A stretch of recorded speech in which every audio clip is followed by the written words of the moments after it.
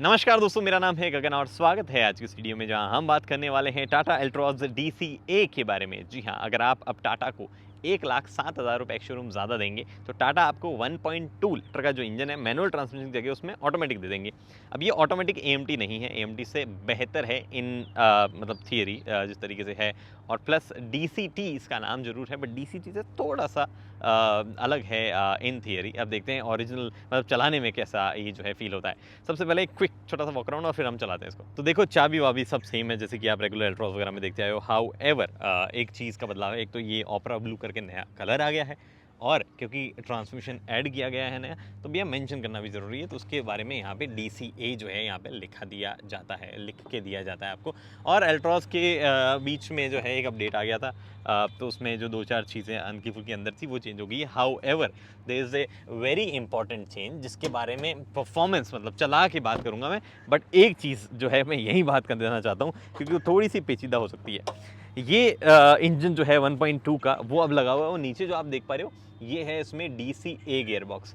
अब ये पंच power train करके कंपनी है, चाइना ओन्ड कंपनी है, उससे ये गियर बॉक्स जो है यहाँ पे लिया जाता है। और DT1 वो इस गियर बॉक्स को कहते हैं। और इस गियर बॉक्स के बारे में खास बात क्या है कि आम DCT गियर बॉक्स से छोटा है। छोटा कैसे हो गया कि टाटा ने कुछ कंपोनेंट्स उसमें से मतलब बेसिकली पंच ने कुछ कंपोनेंट्स उसमें से हटा दिए हैं, और वो कंपोनेंट्स हटाने की वजह से एक ट्रांसमिशन जो है वो थोड़ा सा स्लो जरूर है रेगुलर DCT ट्रांसमिशन के मुकाबले, बट काफ़ी हद तक वेट उसका रिड्यूस हो गया है। और क्योंकि ये वेट क्लच वाला ट्रांसमिशन है तो उसकी वजह से हीटिंग इश्यूज़ जो है वो यहाँ पे नहीं आने हैं। तो वो DCT के साथ में एक बड़ा इशू था कि हीटिंग इश्यूज़ जो है उस ट्रांसमिशन में आने थे। हाउ एवर DCT नाम अभी भी है, और अगर आपको कॉम्प्लेक्स मैकेनिज्म समझना है कि कैसे उसमें एक छोटा सा जो है प्लानिटरी गियर बॉक्स जो है वो भी यूज़ किया गया है, गियर रेशियोज उसमें 2 बनाए गए हैं, उसके बाद में कैसे एक दो जो है साइड शाफ्ट हटा दी गई है, वो सब समझना है तो मैं उस पर सेपरेट वीडियो बना दूंगा। बट मोटा मोटी बात ये कि भैया चलाने में मामला कैसा रहेगा इस पर्टिकुलर गाड़ी का, क्योंकि चलाने के मामले में जो 1.2 जो नेचुरली एस्पिरेटेड इंजन है वो पहले से ही जो है काफ़ी डल फील होता था। तो इसके साथ में जो है क्या कुछ फील होगा और क्यों टाटा इसके साथ में गई, उस चीज़ों की बात जो है परफॉर्मेंस में करते हैं, यानी कि चलाते हुए करते हैं। चलिए चला ही लेते हैं। ओके जी, तो परफॉर्मेंस कैसी है इस इंजन की वो देख लेते हैं।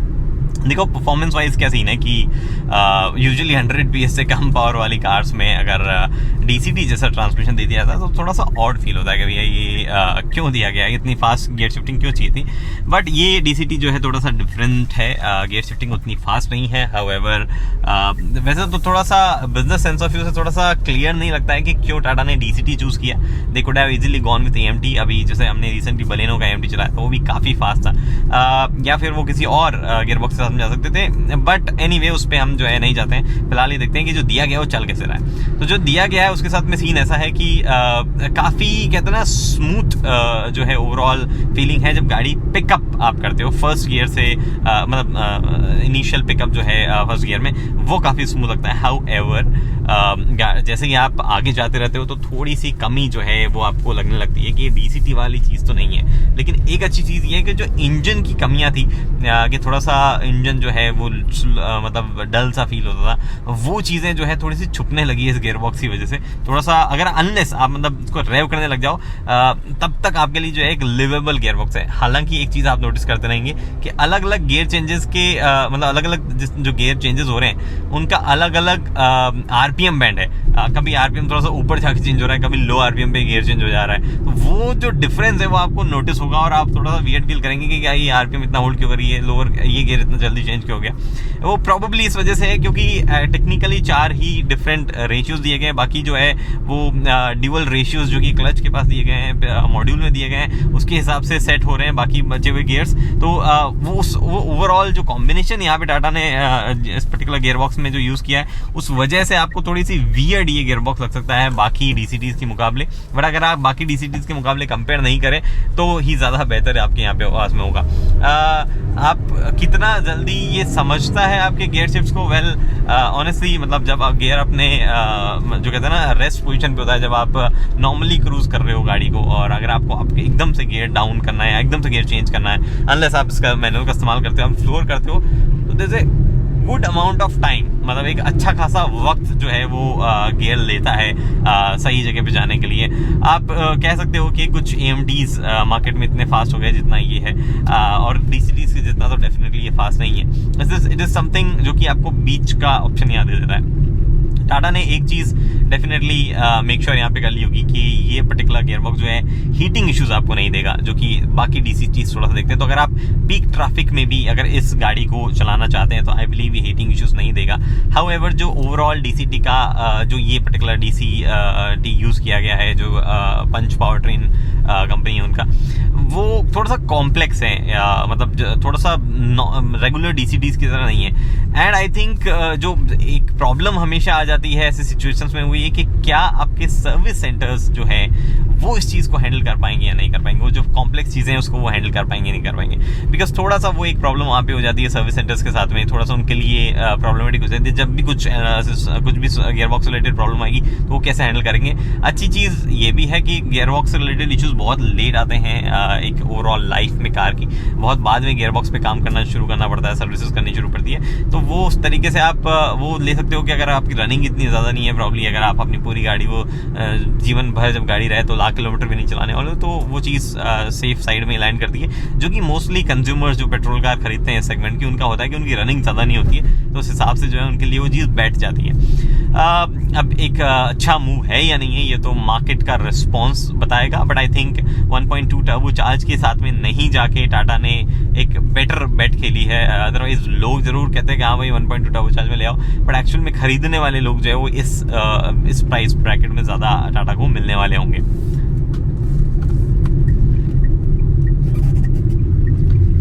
ब्रेकिंग वगैरह में जो है कोई डिफरेंस नहीं है, उसी तरीके की ब्रेकिंग है जैसी आपको देखने को मिलती है रेगुलर एल्ट्रॉज में, उसमें कोई चेंज नहीं है। सस्पेंशन वगैरह सब कुछ सेम ही है। हाँ डेफिनेटली हल्का सा वर्जन थोड़ा सा बढ़ गया होगा इस पर्टिकुलर गियरबॉक्स की वजह से, बट कुछ ऐसा खासा फील जो है वो यहाँ पे नहीं आ रहा है। सेम टाइप की हैंडलिंग, सेम सब कुछ जो है आपको देखने को मिलता है। एक और फंक्शन है इसका बताना भूल गया। अगर आप इसको न्यूट्रल में हो और आप सपोज अपना हैंड ब्रेक लगा के और मतलब सीट बेल्ट खोल के गाड़ी से बाहर वॉक करने लग जाते हो, तो गाड़ी में ऑटो पार्क फंक्शन जो है वो ऑन होने लगे, मतलब गाड़ी अभी चालू है। अगर मैं बंद कर दूं यहाँ पे और देखो shift to park, exit, transmission alert, मैं अगर दरवाजा खोल दूं तो ऑटो पार्क फंक्शन जो है वो एक्टिवेट हो जाता है, जहाँ पे गाड़ी जो है ऑटोमेटिकली गाड़ी को पार्क करने लग जाती है। तो ऑटो पार्क फंक्शन जो है वो एक्टिवेट होता है इसमें, जहाँ पे गाड़ी अपने आप जो है पार्क मोड में चली जाती है। और अभी तो वो काम नहीं कर रहा है, आई डोंट नो, इंडिकेशन कहीं तो इंडिकेशन आया था, बट मैं अभी डेमोन्स्ट्रेट नहीं कर पा रहा हूँ, बट टाटा ने बोला है कि वो आता है, तो हम वो मान लेते हैं कि वो आता है। आपको मैं दिखा देता हूँ किस तरीके से फर्स्ट गियर काम करता है। एक्चुअली इनिशियल क्रॉल अच्छी है, सेकंड गियर का शिफ्ट भी मैं नहीं बोलूँगा इतना ज़्यादा लो है, ऐसा कुछ है।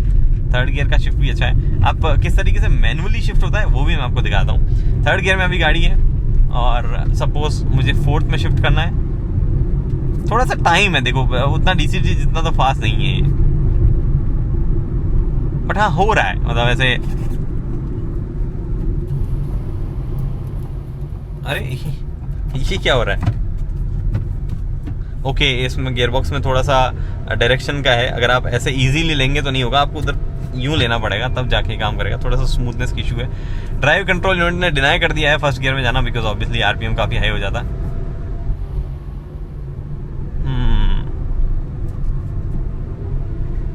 थोड़ा सा देखो स्लोनेस है, अदरवाइज जो है मुझे लगता है लिवेबल है। अगर आप डीसीटीज के हिसाब से ना जाओ कि भैया डीसीटीज फास्ट होते हैं, तो आपके लिए एक लिवेबल ऑटोमेटिक जो है यहाँ पे ऑफर किया जा रहा है। हाउएवर 1,07,000 की जो प्राइस है, मुझे लगता है वो डेफिनेटली अवॉइड की जा सकती थी किसी और ट्रांसमिशन ऑप्शन को चूज करके। डीसीटीज के मुकाबले प्राइस अच्छी है, कम ही है, बट कोई और ट्रांसमिशन ऑप्शन के साथ में वो जो है उस प्राइस को भी लोअर रखा जा सकता था। तो भैया DCA का कंक्लूजन क्या है वो मैंने आपको बता दिया है। अब मोटा मोटी बात ये है कि 1,07,000 पे जो है ये वर्थ है या नहीं है, वो आप डिसाइड करें कि भैया आपको एक्चुअल ऑटोमेटिक चाहिए या AMT से आप काम चला सकते हैं, जो कि बेहतरीन हो गया है कुछ सेगमेंट की बाकी गाड़ियों में। हाउएवर एल्ट्रॉस के कुछ की स्ट्रॉन्ग पॉइंट जो है वो इसकी सेफ्टी हो जाती है, और डिज़ाइन अगर आपको अच्छी लगती है वो सब्जेक्टिव है, अगर आपको अच्छी लगती है तो वो भी एक स्ट्रॉन्ग पॉइंट है।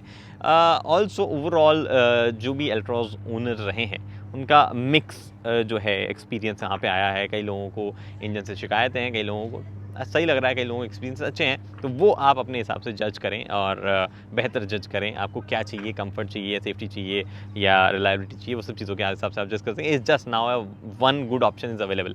टाटा ने 1.2 टर्बो चार्ज के साथ में नहीं दिया, मे बी शायद वो एक्सप्लोर करें उस अपॉर्चुनिटी को। फिलहाल वो ऑप्शन नहीं है। अगर दिया भी जाता तो इतना महंगा हो जाता कि आप बोलते अरे नहीं, इससे बढ़िया तो मैं नेक्सॉन ले लूँ, इससे बढ़िया तो मैं वेन्यू ले लूँ, इससे बढ़िया मैं i20 ले लूँ, इससे बढ़िया वो ले लूँ व्हाटएवर। फिलहाल दोस्तों इस वीडियो में इतना ही। उम्मीद करता हूँ वीडियो पसंद आई है तो लाइक शेयर सब्सक्राइब आप कर सकते हैं। अगली वीडियो के दोस्तों हेलमेट पहनिए, सीट बेल्ट पहनिए, सुरक्षित चलिए। धन्यवाद।